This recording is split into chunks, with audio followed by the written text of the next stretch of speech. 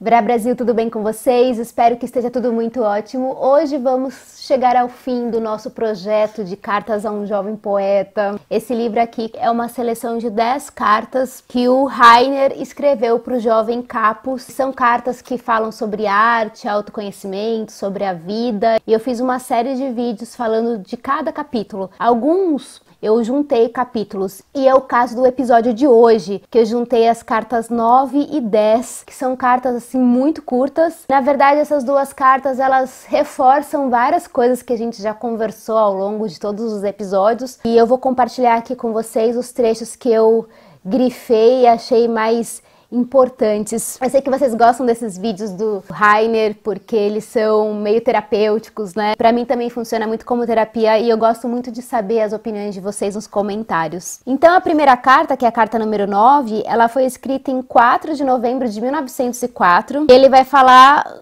sobre um assunto que ele já falou em várias outras cartas, que é sobre a questão da paciência em relação aos nossos desejos e sobre a gente alimentar a dúvida. É sempre o que eu já disse, sempre o desejo de que o Senhor descubra em si mesmo paciência o bastante para suportar e simplicidade o bastante para acreditar.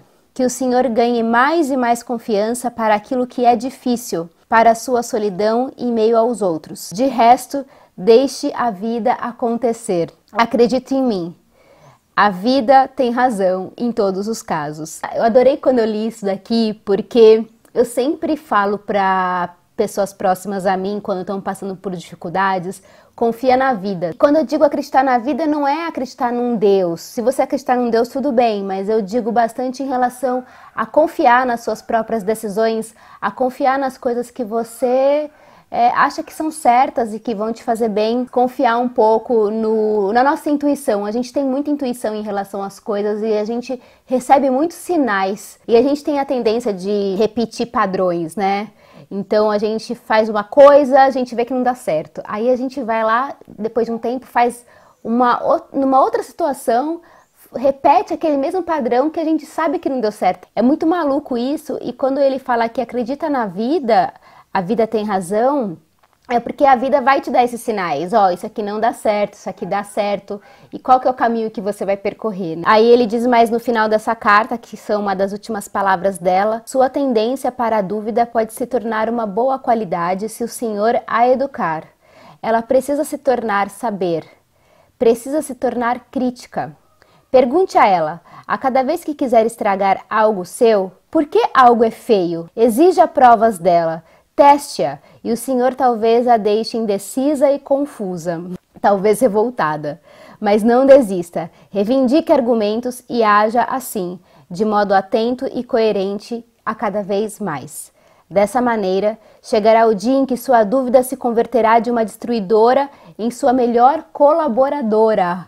Talvez a mais esperta no meio de tudo aquilo que trabalha na construção de sua vida. Isso aqui é muito sábio, né? Ao invés de ficar querendo se debater com as suas dúvidas, pergunte por que ela está te fazendo se sentir assim, né? Quando você se faz essas perguntas, você mesmo já sabe a resposta. Porque a gente tem a tendência, né, de querer tudo muito na nossa mão, né? Tudo muito escancarado. A beleza da vida está nos detalhes. Eu, cada vez mais, quando eu vou me tornando mais velha, amadurecendo os meus pensamentos, eu vejo que tudo está nos detalhes. A gente tem que prestar atenção nos detalhes e saber que, apesar de ser muito clichê, a dúvida realmente é a nossa maior colaboradora da vida, porque ela também permite que a gente sempre reavalie tudo que a gente está vivendo, e sempre a gente pode começar tudo de novo, não tem problema, sabe? Tem a última carta, que é a carta número 10, que foi escrita dia posterior ao Natal, em 1908. A solidão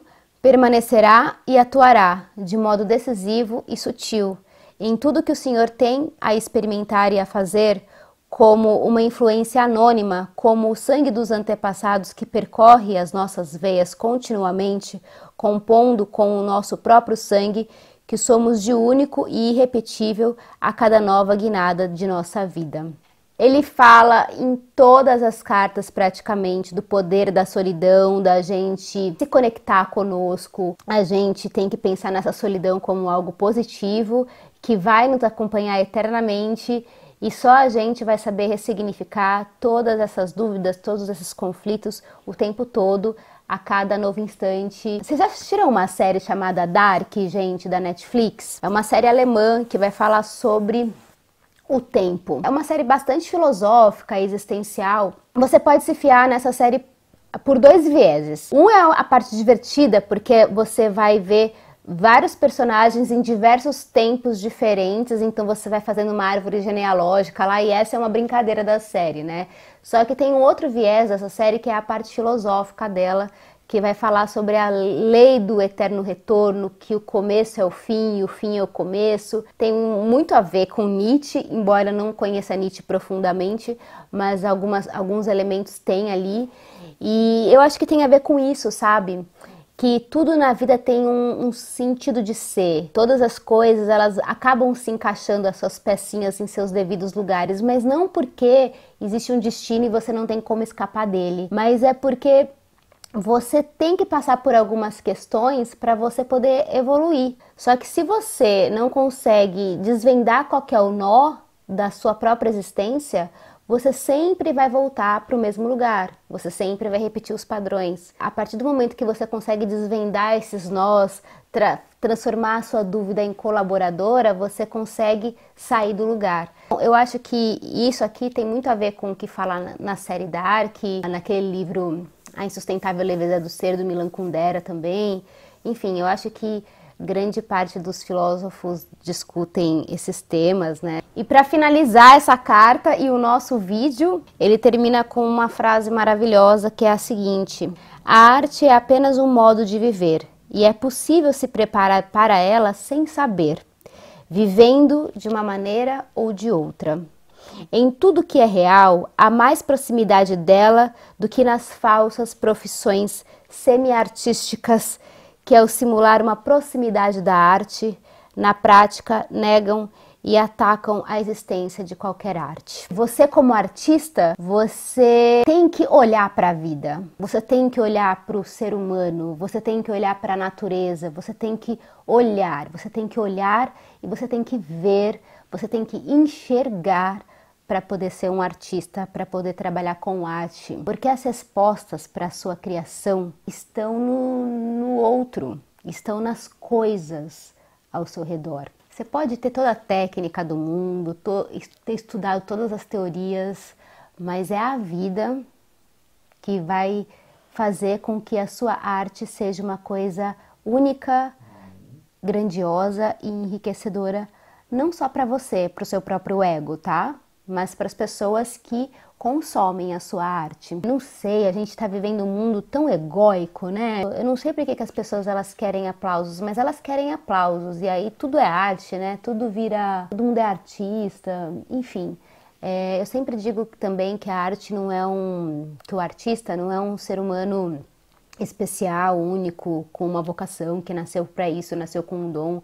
Não, é uma profissão como qualquer outra. E exatamente por ser uma profissão como qualquer outra que a gente não pode esquecer do humano, porque senão a gente não vai ser um artista comprometido com o nosso tempo. E eu acho que essa é uma das mais importantes funções da arte, dialogar com o mundo. Espero que vocês tenham gostado dessa série aqui do Rainer Maria Rilke. Eu sempre recomendo que compre esse livro, é um livro para ter na mesinha de cabeceira. É um livro fininho, curtinho, ó. Ele tem 90 páginas, só que ele é pequenininho, ó. Ele é daqueles livros de coleção de bolso, então você lê esse livro, na verdade, em 1 hora, se você quiser. Só que se você lê em 1 hora, você não vai ler o livro, né? Você deve ficar pelo menos 1 hora em cada carta, refletindo e voltar nela. Voltar em todas elas sempre que você sentir um pouco de carência e dúvida. Curtam esse vídeo, compartilhem com os amigos, inscrevam-se no canal e apoiem meu canal na plataforma do Apoia-se a partir de R$1. Você ajuda muito na produção de conteúdo. Muito obrigada, um beijo pra você e até a próxima.